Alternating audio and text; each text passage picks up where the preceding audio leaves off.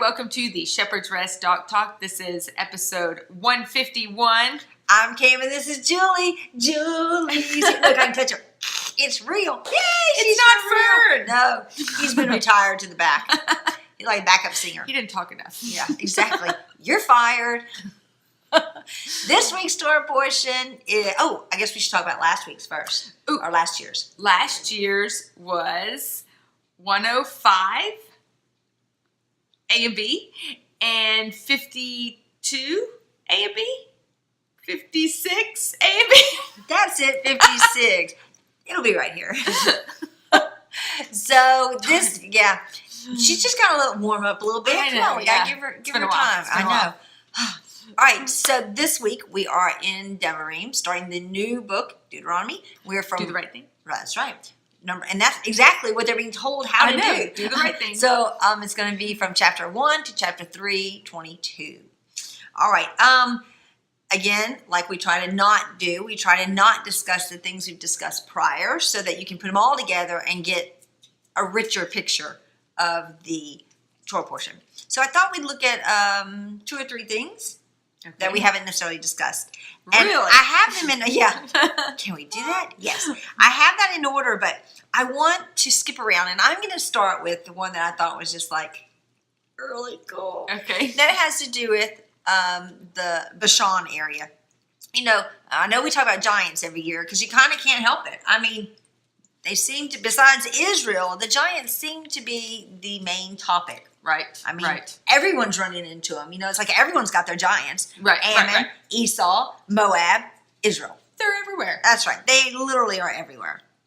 So in Deuteronomy 3 is where I want to look at these giants. You know, I mean, they're everywhere, right? Right.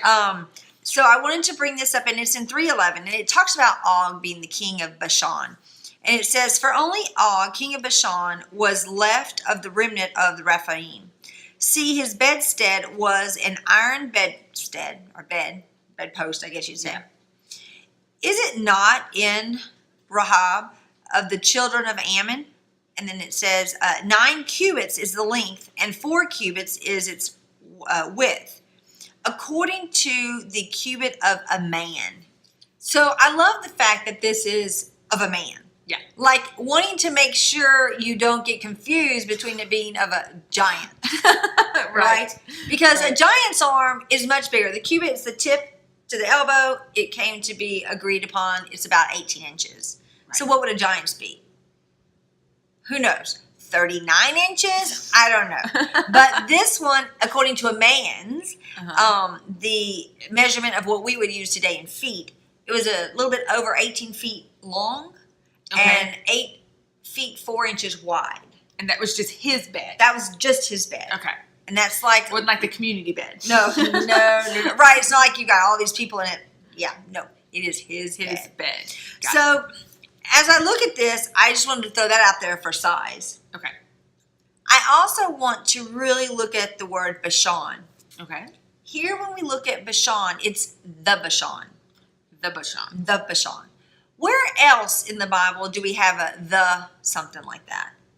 The place is what made me think of it. Oh. When Abraham's going to the place, okay, he's going to a place of power, for lack of a better way to put it. He's walking his son up there to offer him up. Right. Yet life trumps because the Lord's like, no, not really. I don't really want you to do that. Right. Okay. Maybe like, why are you bringing this up? There really is this strange connection. Okay. We see that one of the things that Israel is to do, and it's Manasseh who actually ends up with the Bashan, the Golan Heights area. Oh, okay. Yeah.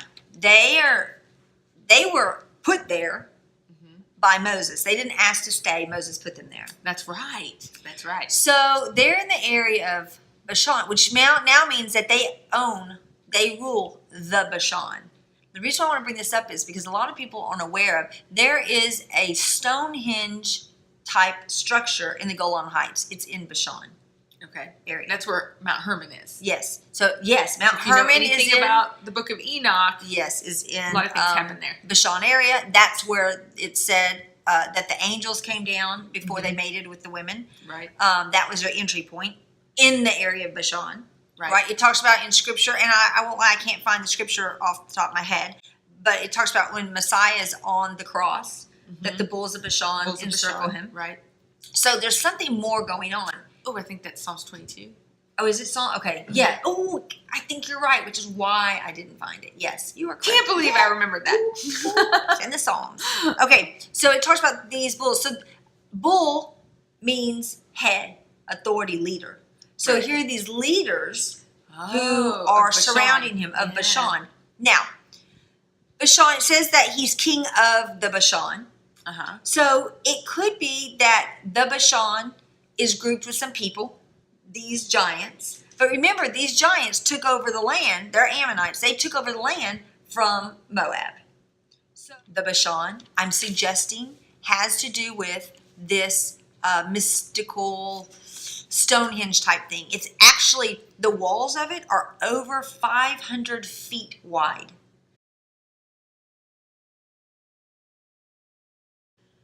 And from an aerial, it looks like a bullseye. And in the center is a grave.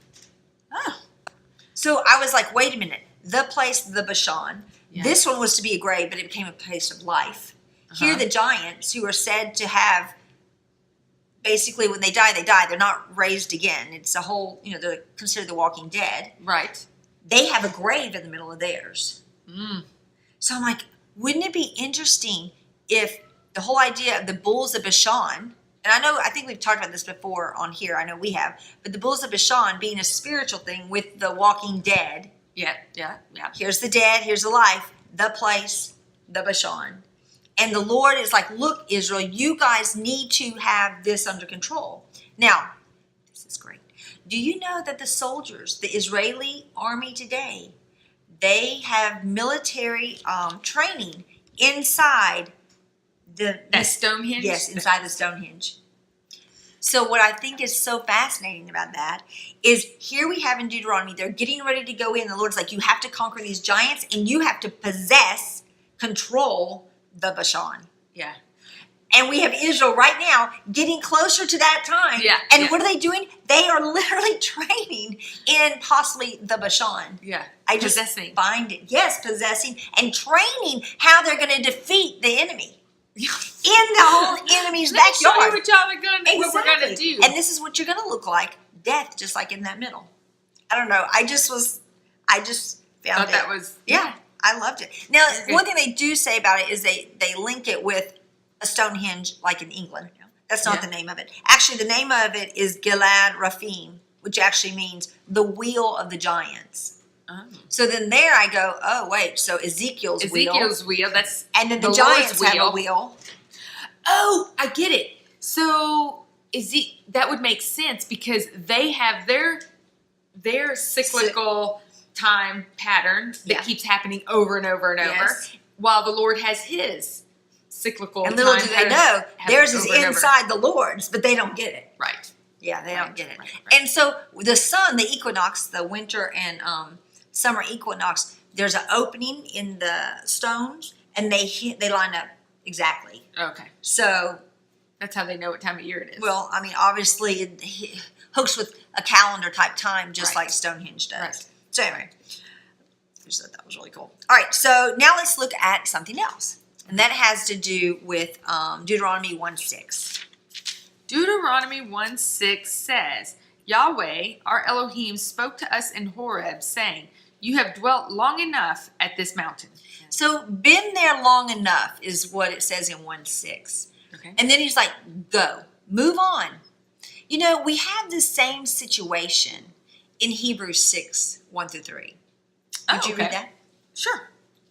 All right. Hebrews 6:1-3.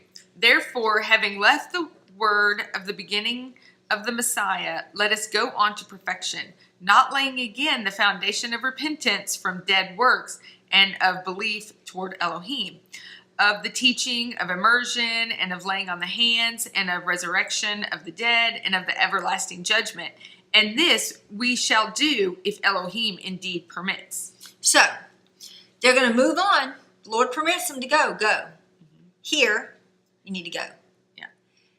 Mount Sinai and the cross both brought the redemption and the revelation and of covenant. who he is. Right. Got it. Move on. Yeah. Nothing else to see. Move on. Because that's the foundation. The whole idea is we can't build until we have a foundation. But once we have a foundation, the job is to build. The promise, Hebrews is full of the promise from that was to Abraham. Right. And then let's see what happens after that. And he follows all the rest of the promise being handed down. Same thing here. Until you guys move, the rest of that promise cannot continue. It can't move forward. Right. You're stagnant. Right. You're going to die. It's like a human body. If we don't stay in motion, keep going. Yes. We start to die. Right. Yeah. Right. So we have to then walk in what was given. The word, the instructions, the Torah. Without faith, we don't understand it. But without walking and doing it, we can't show that we understand it. This is the point of, good, you got it, now wear it. Let's walk it out. Walk out your own salvation. Right. James talks about having the faith. He says, fine, you have faith, but without your works.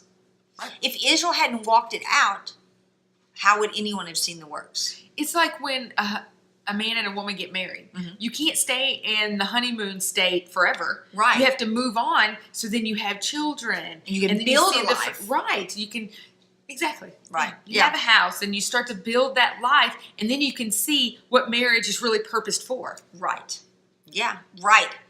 The fruit of it. You've got to have the fruit of it. Right. So when I thought about this in the Deuteronomy, and then I looked at the one in Hebrews, Deuteronomy, he is speaking to the children that are alive, but he's also more or less speaking to those who have already passed. He's bringing their words and verbalizing what happened. Right. Right. So that we could learn from their experience. Right. So those who are alive could learn from their example. Right. Okay.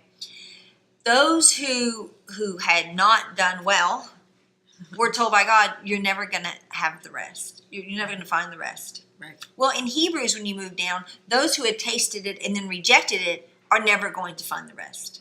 Same thing. Same thing. Yeah. And then we have, when you go further down in Hebrews 6, then it goes more to those who are still walking in it, how to continue to walk it out.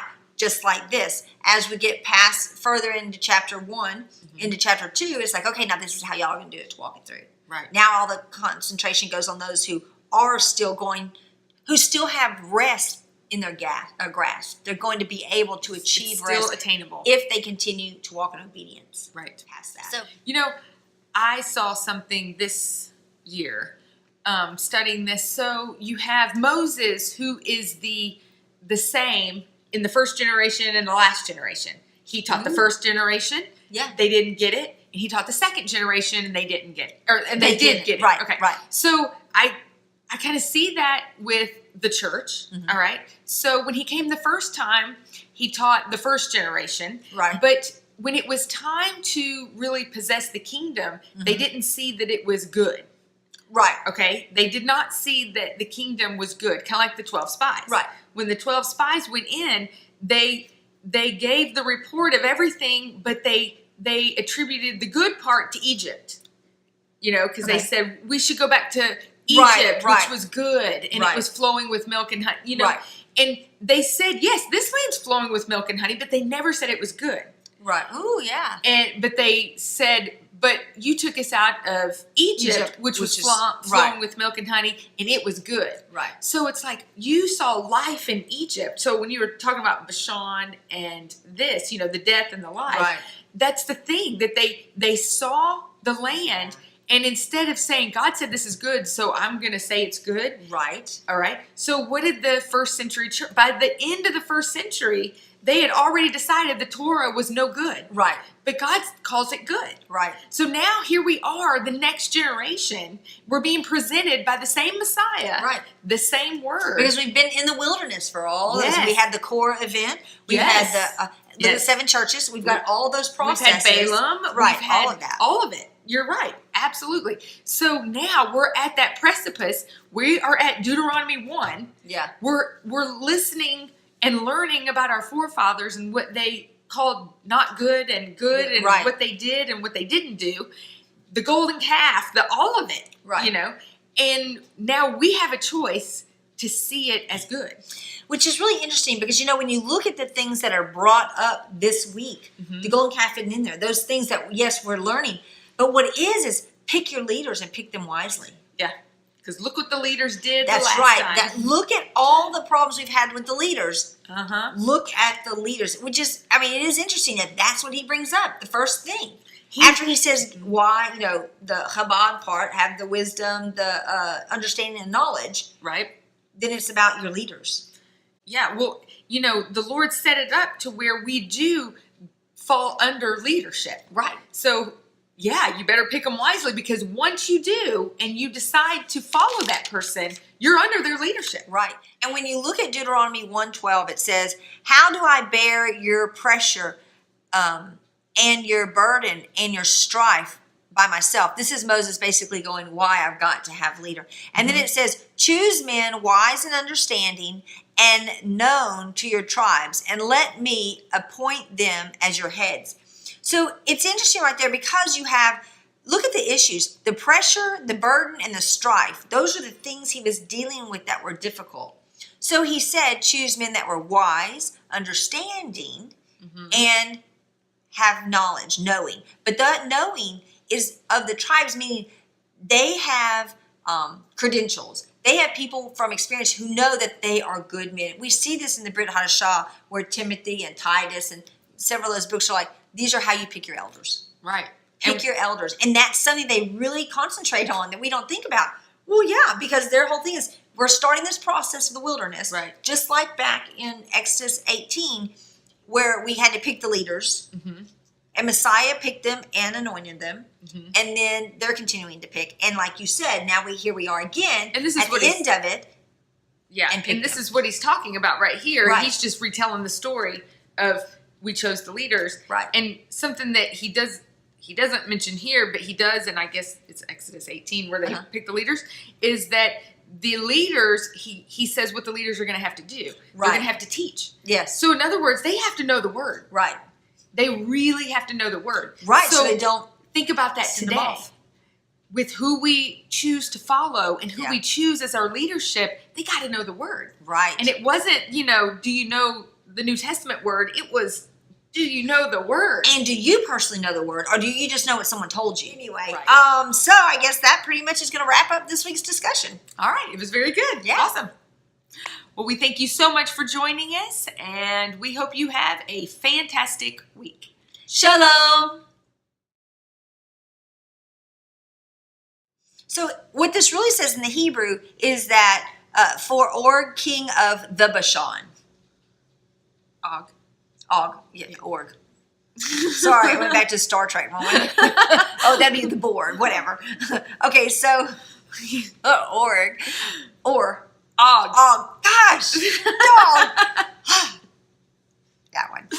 Yeah. Okay, so anyway. That's what I'm here for. That's right. Thank God. Who knows what mistakes are on those other ones? I can't even hear. So we